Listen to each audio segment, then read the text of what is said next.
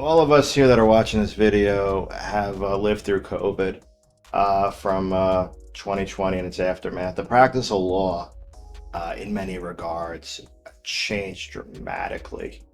Uh, Two of the things that I can tell you that have changed is the permittance, or rather, the more acceptance of remote appearances. Prior to COVID, there was no such thing as, for the most part, appearing in court remotely, especially in state local courts. Federal courts generally let attorneys appear, through a telephonic conference call. COVID changed all of that, where people were not permitted to be in public spaces, and that included courtrooms. So the whole nature of having to appear in court every day in most of the courts in this country, it just changed overnight.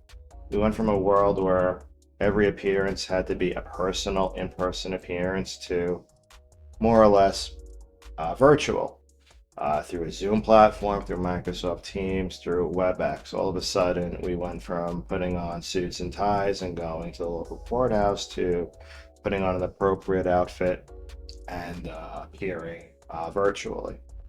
One of the things this did is it created a situation where, especially in New York, where you had to ask yourself the question, do you really need a New York law office, right? Do you really need an office in the state of New York to conduct business? And that's where this whole issue regarding what we call Judiciary Law 470, which is the in-state bona fide office requirement, where that discussion really kicks in. So under Judiciary Law 470, and various other states have similar laws, although they're definitely the minority, but New York has 470.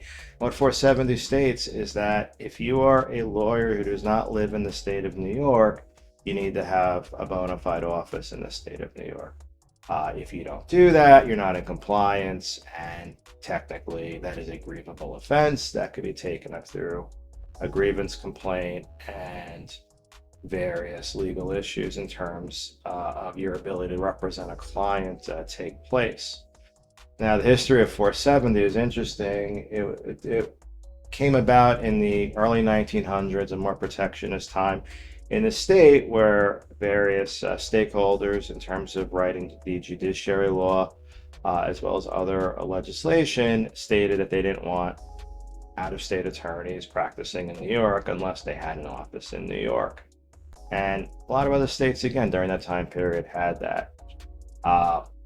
With COVID, as I indicated earlier in this video, that changed in terms of the fact that you don't really need a real office, brick and mortar office, a office anywhere in the country, in terms of a personal appearance, and having a firm like that would suffice. One of the things that was important was that we used to, back in the day, do a lot of in-person depositions. Clients used to come to our offices all the time.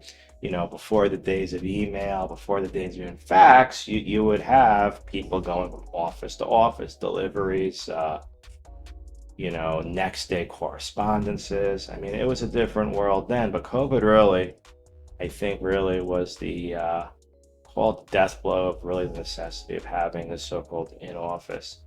Now, a lot of people, up in Albany, legislators, and a lot of attorneys realized that 470 is an antiquated concept. In fact, there was a bill that the state Senate and the state assembly, New York State's legislature, passed. It was in 2023. They passed a bill eliminating 470. The governor vetoed it.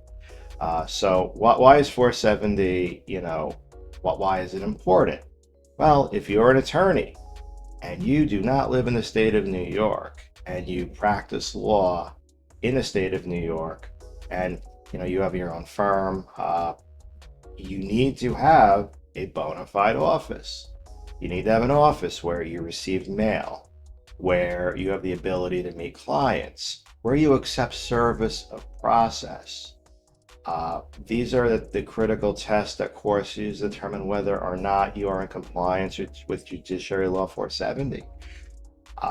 It's a real. I mean, you can have a virtual office, but again, the virtual office has to accept mail, has to accept phone calls, has to accept deliveries, has to accept process. There has to be a bona fide space for you or an associate to come to work and to work on a computer. These are important things, and if you are not in compliance with that, then you, as an attorney, upon a court's motion or an adversary's motion, has the right to have you kicked off a case, removed as counsel. And that's a very, very significant effect or event for both you and your client's case. So again, you need to be mindful of laws such as Judiciary Law 470.